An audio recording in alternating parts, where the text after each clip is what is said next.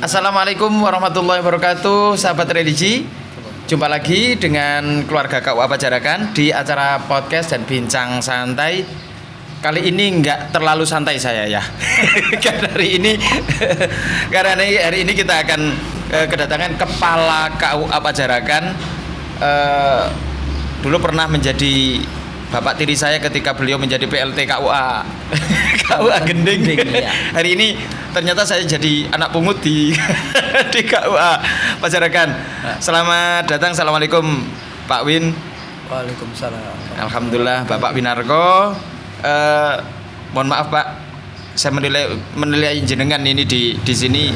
Beliau adalah kepala KUA yang sangat humble, sangat santai, tetapi ketika saya berada di Pajarakan betul-betul menemukan suasana kerja yang begitu santai tapi serius sekali, karena semua beres, semua asik, semua rapi, dan support sekali dengan apa yang menjadi ide-ide teman-teman, termasuk hari ini. Nah, ide-ide teman-teman ketika ada ide untuk ngobrol melalui podcast, beliau sangat support.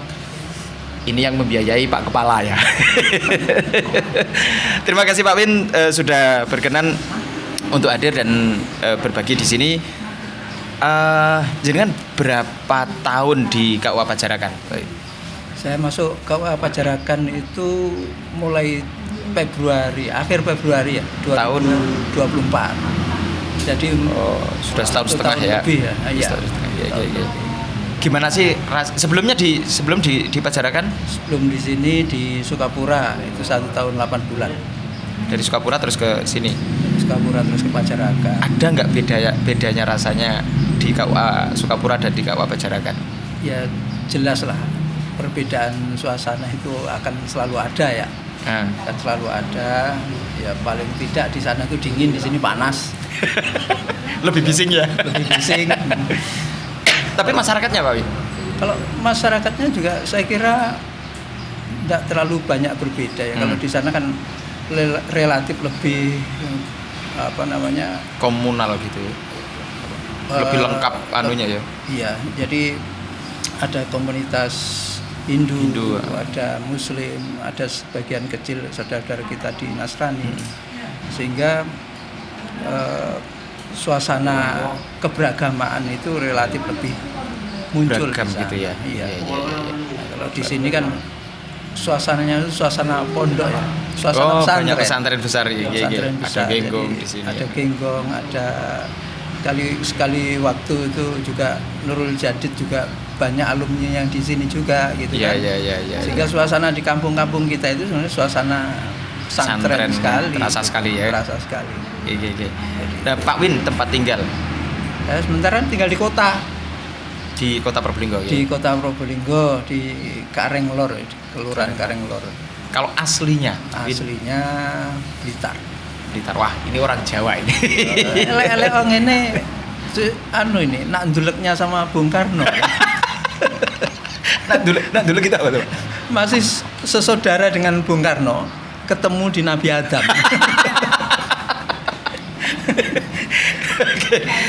Baik Kak Win, KUA itu hari ini oleh masyarakat banyak lebih dikenal sebagai kantor urusan pernikahan kan? Ya, betul. Sebenarnya apa saja sih layanan yang ada di KUA ini selain pernikahan?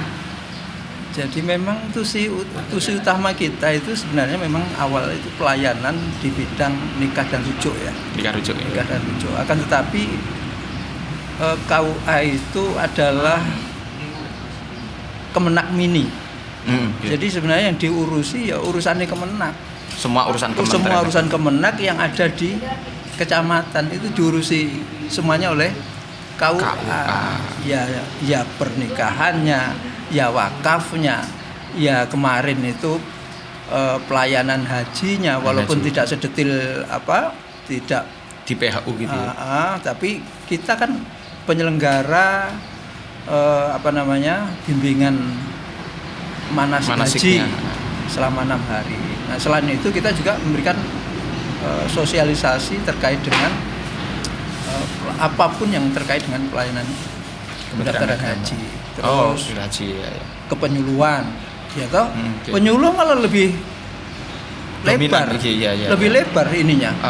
Ada apa namanya, terkait dengan pengembangan keislaman sendiri, terkait dengan moderasi, ekonomi, kehalalan itu. Kemudian juga haji juga ada juga di situ ya. Ada 8 plus. Waktu itu 8 plus kan. Karena itu semakin menampakkan fungsi keberadaan fungsi Kementerian Agama di kecamatan KUA. Jadi luar biasa. Tadi sempat menyinggung tentang haji. Haji itu kan sekarang ada kementerian yang terpisah ya. Ya, betul. Bagaimana dengan masyarakat ini?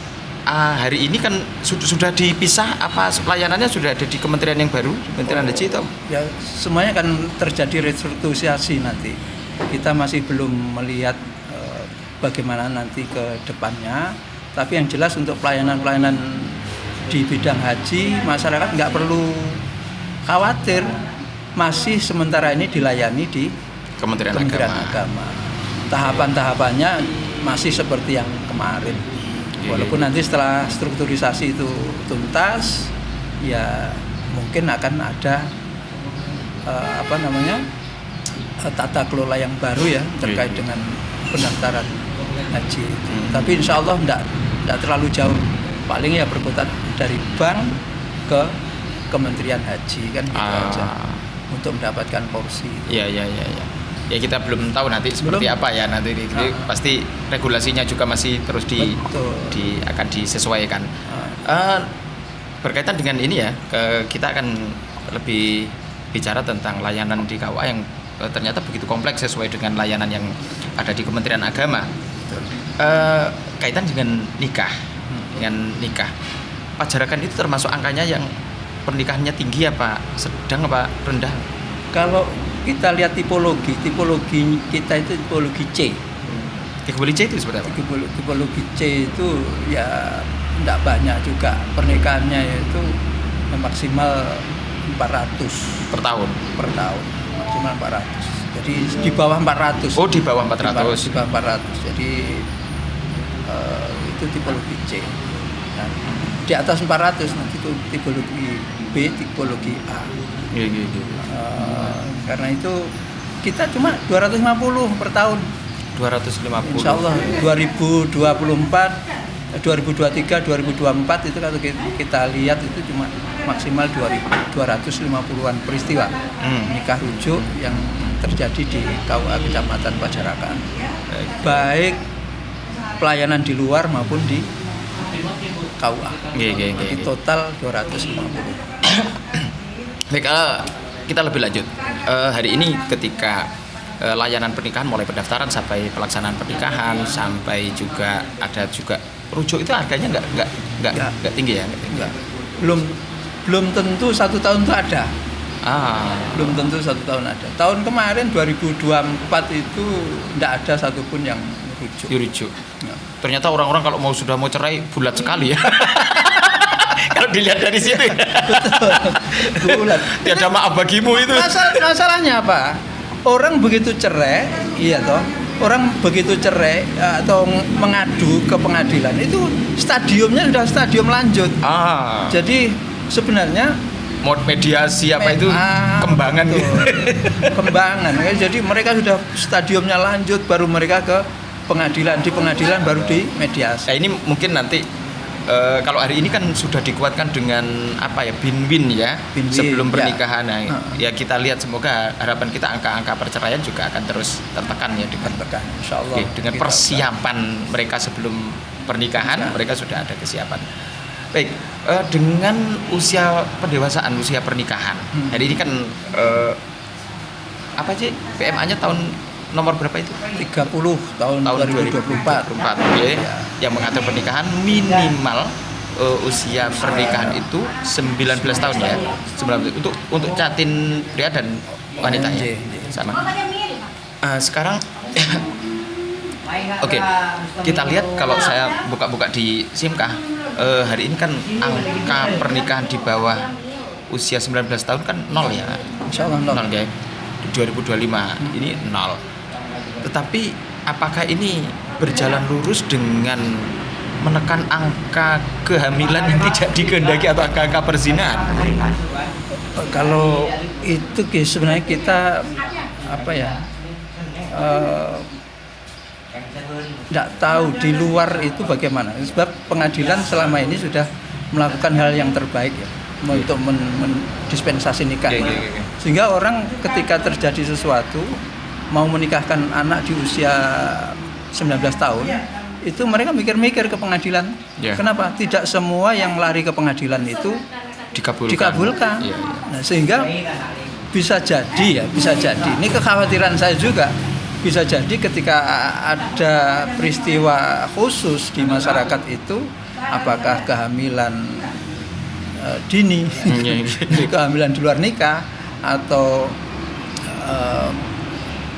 hubungan terlalu dekat antara laki-laki perempuan, anak-anak kita itu orang tua ketika mau masukkan ke sana ke pengadilan mikir-mikir juga ya. Gitu loh. Jangan-jangan ditangani secara mandiri oleh mereka dengan siri itu dengan nikah siri itu. Nah, padahal nikah siri itu sesuatu yang bagi saya itu sangat merugikan, bukan hanya merugikan laki-lakinya, suami saja, tapi bisa jadi juga merugikan, lebih merugikan pada istri. Coba jangan bayangkan kalau misalkan terjadi pernikahan kemudian siri ya.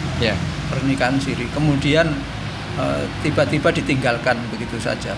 Kemudian ketika tanpa ada konsekuensi apa-apa itu ya. Betul, nggak ada konsekuensi apa-apa. Kemudian si perempuan hamil. Sementara udah ditinggal. Masa menuntut iki bojomu hamil, ojo ditinggal, kan enggak begitu. Sudah diambil madunya, kemudian dihisap madunya, setelah dihisap madunya ditinggal begitu saja. Ini pemirsa, jadi untuk masyarakat, jadi agar tidak terjadi seperti itu, maka pergaulan lawan jenis termasuk pacaran sehat dan segala macam ini perlu menjadi perhatian kita semua. Masa ada pacaran sehat? Ya habis nikah pacaran. Maaf ya, saya belum pernah merasakan pacaran di luar nikah, Pak. Itu. Jadi benar ya kata.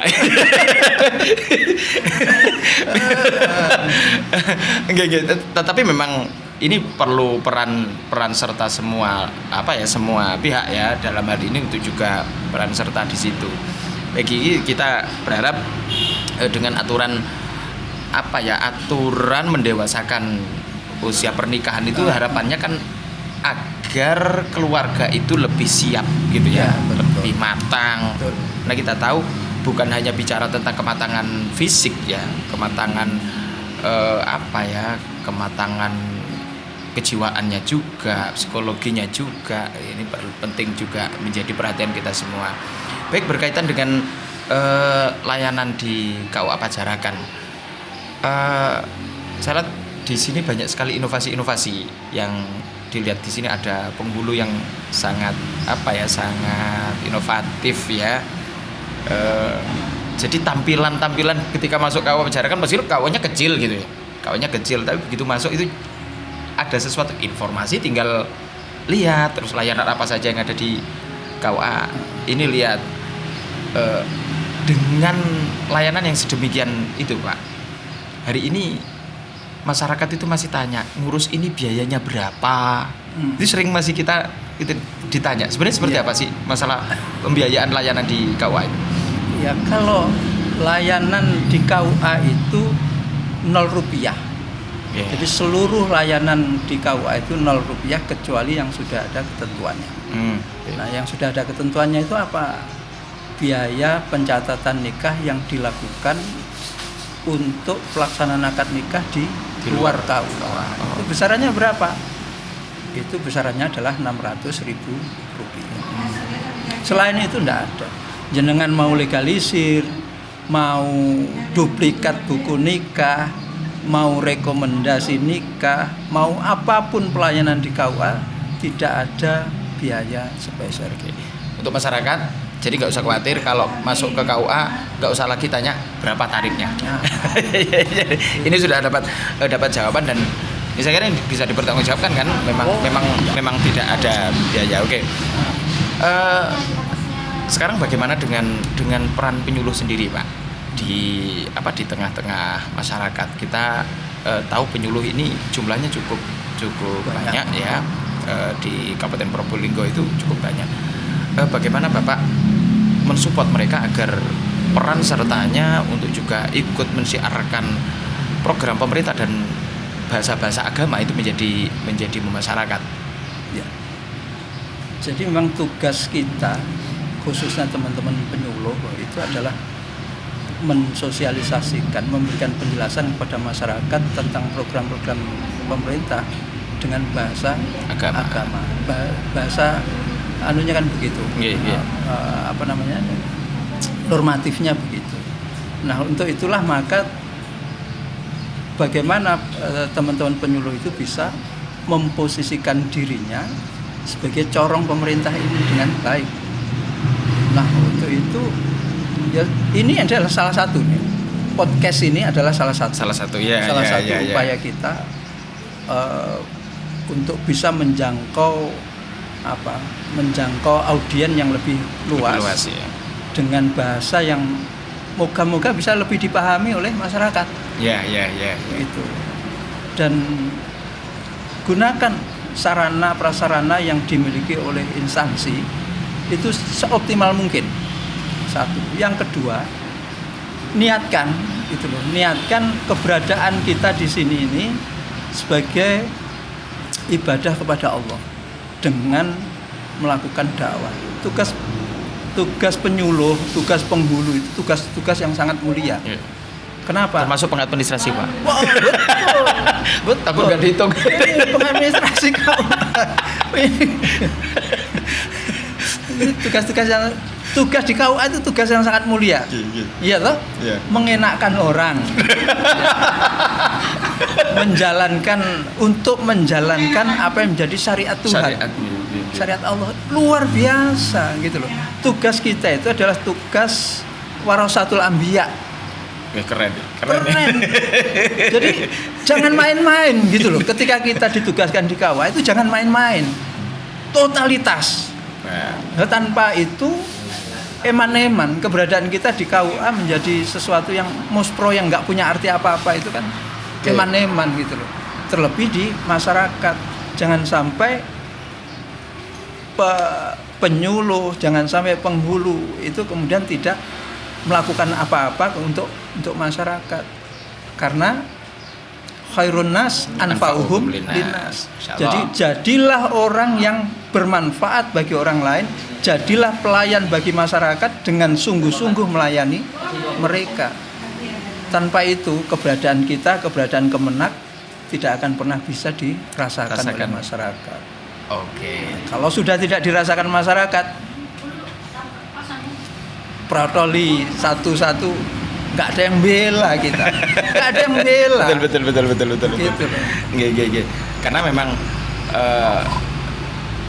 seseorang yang keberadaannya ditunggu, dicari, jadi ketika tidak ada itu akan sangat dirindukan. Itu harapannya kita akan berharap, dan kita lihat teman-teman penyuluh di Kabupaten Pajarakan sudah mulai juga berinovasi, termasuk di beberapa podcast kita.